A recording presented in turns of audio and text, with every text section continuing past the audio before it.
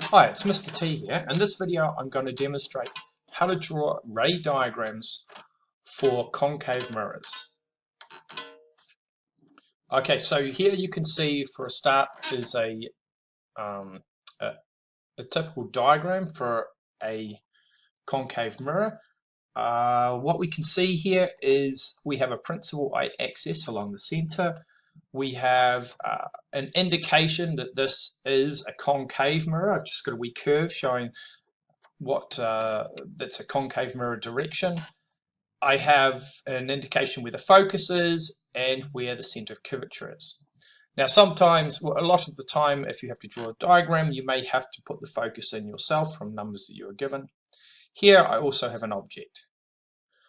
So in this case, in particular, the object is between the focal point or the focus and the center of curvature. So remember there are three light rays that we have to draw in order to be able to draw, to find out where the image is and draw its size and the distances away from the mirror surface. And the first light ray that I'm going to draw is the one that travels from the top of the object parallel to the surface of the mirror. One thing to notice here is in this type of diagram, when I draw this light ray, I draw my parallel light ray that hits this vertical line here.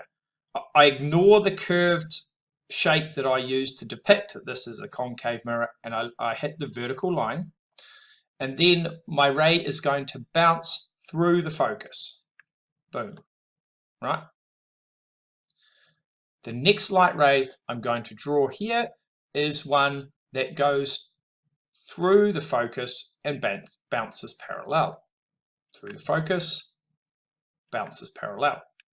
I now have two light rays drawn, and I can see that the top of my image is most likely going to occur here. But to be certain, I'm going to draw a third ray and just make sure it goes through the same place. The third ray I draw here is what I call a symmetrical ray, the one that will go through the center of the mirror and reflect back from the center of the mirror. So basically what you do is you draw a light ray from the top of the object to the center of the mirror, and then it bounces back through a point that is exactly the same height at the top of the object but below, and you draw the reflected light ray. So this symmetrical light ray, the red one, is the easiest to draw, and it's the same every time we draw a ray diagram.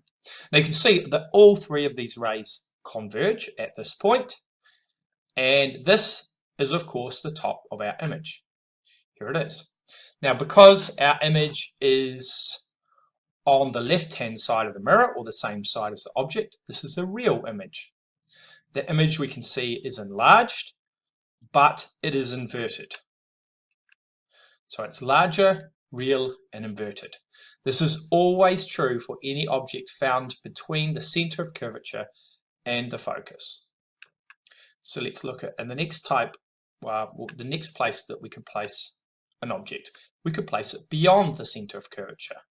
So here's my object beyond the center of curvature. Again, I'm going to draw a parallel light ray, and I'm going to reflect it through the focus. Then I'm going to draw a light ray that goes through the focus and then is reflected parallel. So look now, I'm going to expect my image to appear about here.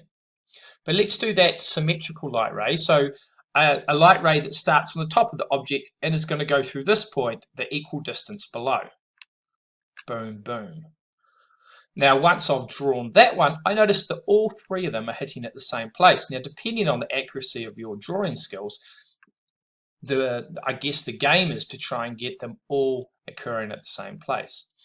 Then I draw my image, so the top is where the three light rays converge, and we can see for the image here that it is smaller or diminished. It is inverted, but it's still real because it's on the same side as the mirror as the object. So, well, I said it's larger here, but let's ignore that. It's not larger. It is real and it is inverted, but it is smaller. So let's change that right now. Oh, get rid of you. Okay, smaller.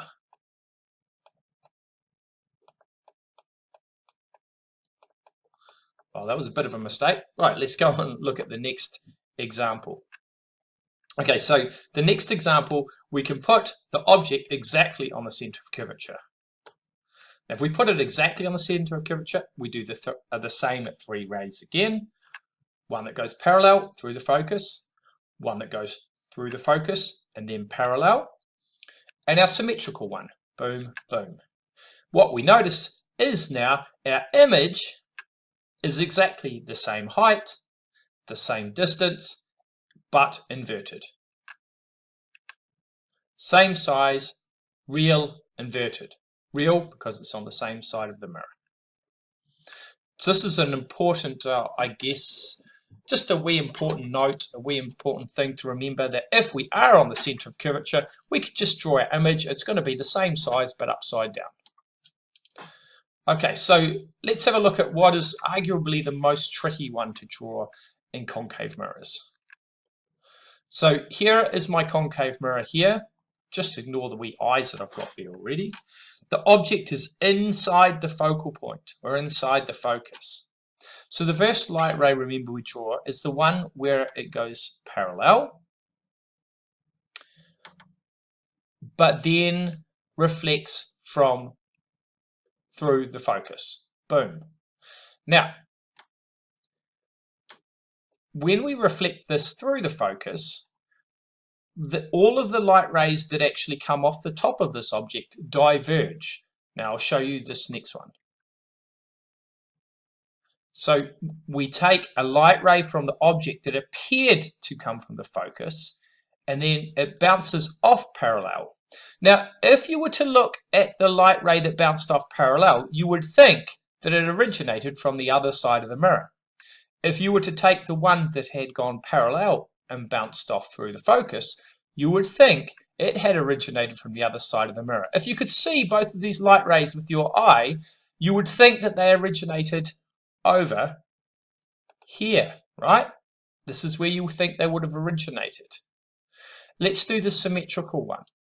So if we take the symmetrical light ray, we would think, if we looked at it, that it originated from the back of the mirror as well, because they don't all meet on the left-hand side of the mirror.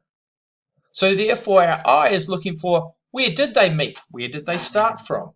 And it appears to us that they started from this side of the mirror. That is where our image is.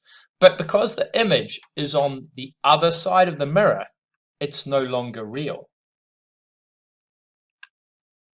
So what we have here is a virtual image. It is upright and it is larger.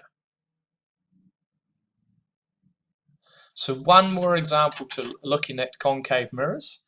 Let's have a look at this last one right now. So what if we put the object directly on the focus? So here's my object. I've drawn my symmetrical ray already.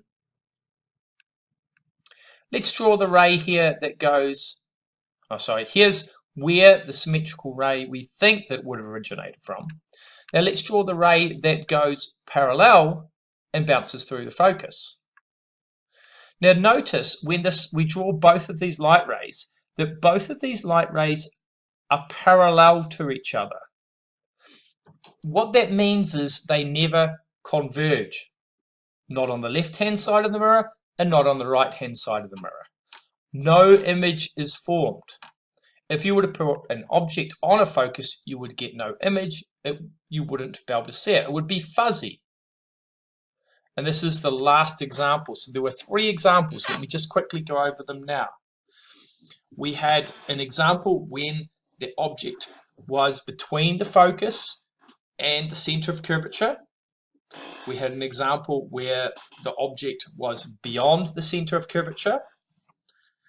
We had an example where the object was at the center of curvature. Then an example where the object was inside the center of curvature, the focus. And the last one is the object is at the focus. So it's important you have an understanding of exactly what you would expect the image to look like in each one of these cases. Okay, thank you for watching the video. My next video will be looking at convex mirrors.